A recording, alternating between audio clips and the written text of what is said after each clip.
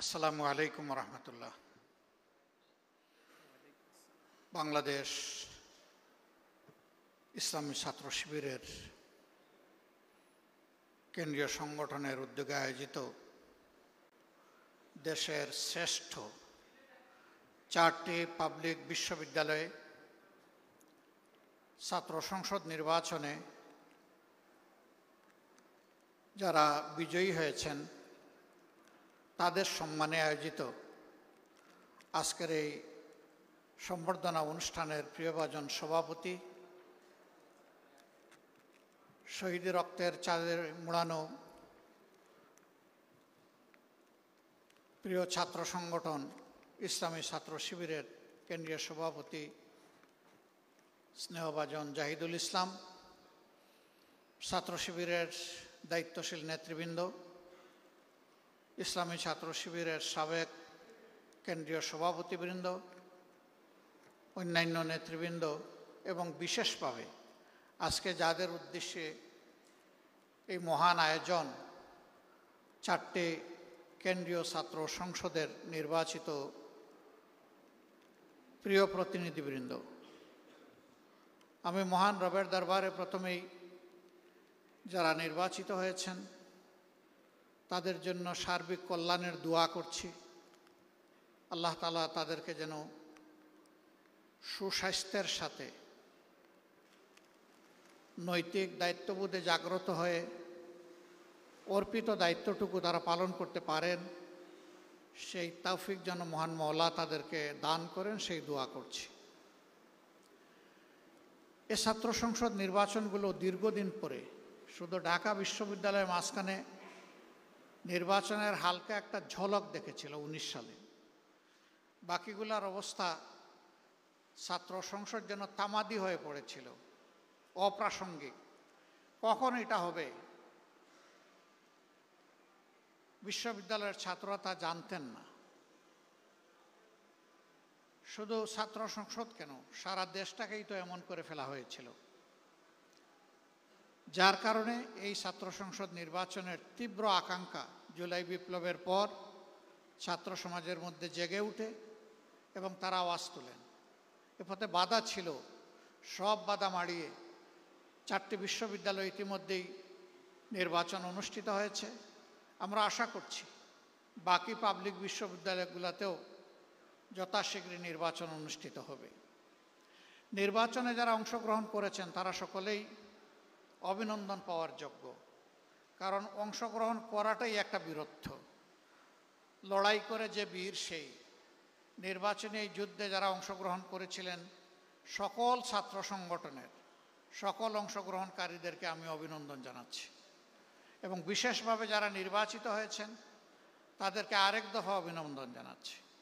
তবে এই অভিনন্দনের সাথে আমাদের অনেক প্রত্যাশা, এ জাতির প্রত্যাশা। আমি দলের কোনো দায়িত্বশীল ব্যক্তি হিসাবে বলছি না, আমি দেশের একজন নাগরিক হিসাবে বলছি।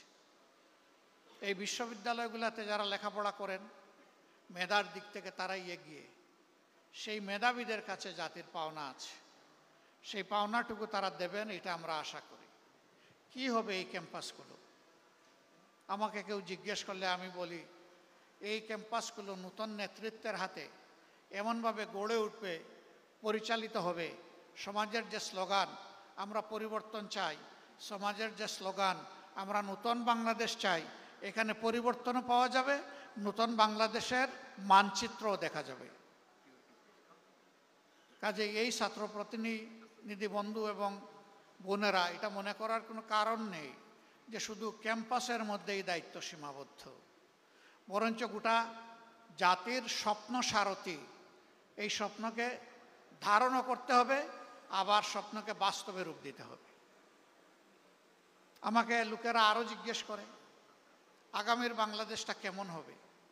আমি বলি যে কয়েকটা দিন অপেক্ষা করেন, যেমন হবে ঢাকা বিশ্ববিদ্যালয়, যেমন হবে চট্টগ্রাম বিশ্ববিদ্যালয়, যেমন হবে রাজশাহী বিশ্ববিদ্যালয়, যেমন হবে জাহাঙ্গীরনগর বিশ্ববিদ্যালয়, তেমনই হবে আগামীর বাংলাদেশ ইনশাআল্লাহ। তাহলে বুঝতেই পারছেন আপনাদের উপরে দায়িত্ব কত ভারী। কিন্তু আমি বিশ্বাস করি এই ভারী দায়িত্বের পাহাড় নয়, পর্বত আপনারা ডিঙ্গাতে পারবেন ইনশাআল্লাহ। আমি সবসময় তারুণ্যের বিকাশের পথে, আমি তারুণ্য নির্ভর একটা বাংলাদেশ দেখতে চাই, এবং আমি নই, আমরা সবাই দেখতে চাই, 18 কোটি মানুষ দেখতে চাই। এই তরুণরা আগামীর বাংলাদেশ কিভাবে গড়বে তার রিহার্সাল হচ্ছে এখনকার ছাত্র সংসদের মাধ্যমে। আমি বাড়তি 3টা জিনিস আশা করব ভেরি স্পেসিফিক্যালি। নাম্বার 1, প্রত্যেকটা বিশ্ববিদ্যালয়কে সেন্টার অফ একাডেমিক এক্সিলেন্স হিসাবে গড়ে তোলার জন্য ফার্স্ট প্রায়োরিটি হওয়া উচিত এই ছাত্র সংসদগুলোর। এর সাথে অবভিয়াসলি শুধু বই খাতা মেলে পড়ব আর ক্লাসের একটা লেকচার আমি শুনবো দেখব, বিষয়টা তা না। বিশ্ববিদ্যালয়গুলো তো মূলত হচ্ছে গবেষণার কেন্দ্রবিন্দু। আফসোস এখন গবেষণা উবে গেছে, যার কারণে হাজার বিশ্ববিদ্যালয়ের তালিকায় আমরা নাই। আমরা চাই এই দুয়ারটা খুলে দেওয়ার পথে প্রত্যেকটি ছাত্র সংসদ অগ্রণী ভূমিকা পালন করুক, এটি হোক তাদের 1 নম্বর প্রায়োরিটি। এর সাথে শিক্ষার পরিবেশ নিশ্চিত করার জন্য যা দরকার ক্যাম্পাসে, যতটুকু ম্যাক্সিমাম সামর্থ্য কুলায় সেই এফোর্টটাকে ম্যাক্সিমাইজ করা দরকার। নাম্বার 2, অতীতের কলুষিত ছাত্র রাজনীতিতে আমরা শুনতাম, আমরা দেখতাম, ছাত্র সংসদে যারা নির্বাচিত হন তারা বিশ্ববিদ্যালয় এবং কলেজগুলার বিভিন্ন উন্নয়নমূলক কর্মকাণ্ডে তারা জড়ায় পড়েন, তারা অংশ বসান, অসৎ উপায়ে রুজি করেন। আমরা সততার পরীক্ষায় এই ছাত্র সংসদগুলোকে শতভাগ উন্নীত দেখতে চাই। এখানে 1% কোনো ফেইলিওর এই জাতি দেখতে চায় না।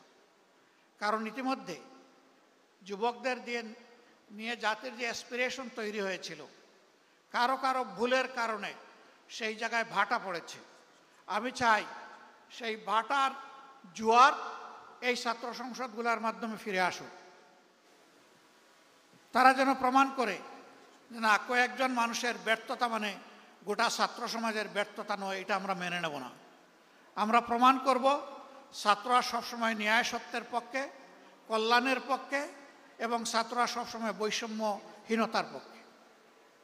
আমার 3 নম্বর প্রত্যাশা, একজন নাগরিক হিসাবে